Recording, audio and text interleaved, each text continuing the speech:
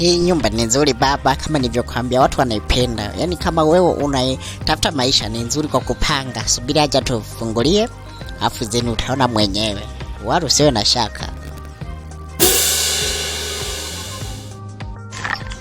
Mtu mwenyewe mbona ongea sasa? Mpaka sielewi. Anaongea, sema tu alikuwa na umwa ko, ana shida ko kidogo ko, akiongea naumia. Ko usijali, mtaongea vizuri. Ndo kama hivyo. Shida yake ya ko kwa akiongea anaweza kaumia kwa mujibu wa maelezo ya daktari. Oho, sawa nimekuelewa. Haya.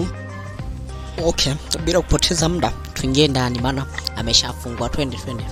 Unaviona mjengo ndo huu. Unaona palivyo patamu, pazuri kweli. Kila kitu kimepangiliwa kwa mpangilio. Ni mjengo wa kwenda kweli hapa. Yaani hapa leo na hamia. Yaani hapa pako safi kabisa kwa maisha zangu. Nikipumzika maana kuna sehemu za kupumzika, za kufanya nini, yani kila kitu mpaka za kufanyia kazi za kiofisi za wewe binafsi.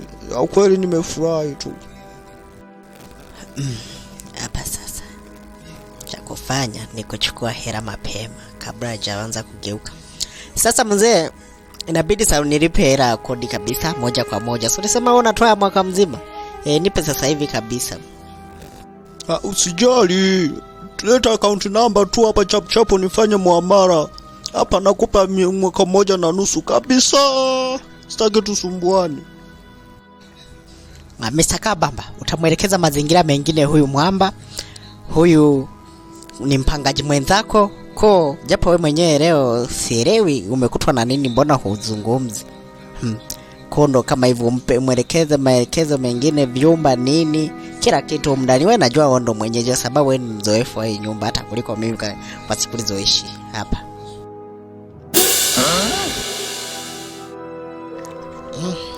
Bila shaka kuna jambo hapa. Wameshamsharudi.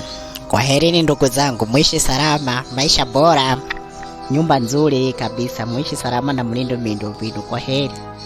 Ndugu yangu, hivi bafuni ni wapi eti? Nielekeze basi. Kila namba 3, maana na jasho kweli, nataka nikaoge ni yape. Namba 1 au sijaelewa. Cha 3 bana.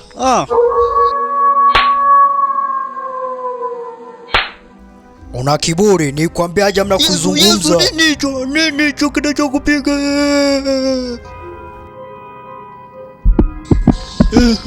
Yani yeye hapafai kabisa.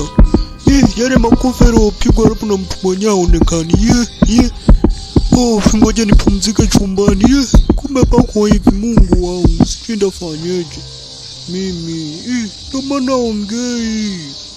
Ana majini. Mimi ndo mmiliki wa nyumba. Usiulize nani. Mimi ndo mtoa sheria zote ya nyumba, na aliyekuleta sio kwake, bali alinidhulumu mimi. Na mimi sasa lazima muishi ndani ya sheria yangu.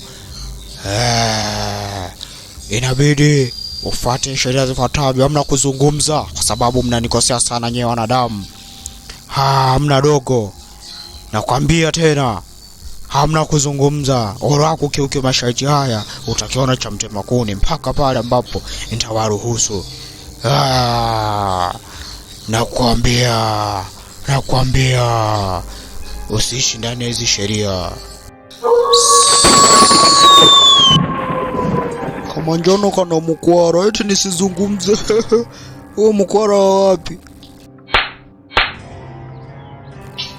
Kumbe serious. Huo ni utangulizi wa onyo, hakuna kuzungumza humu ndani.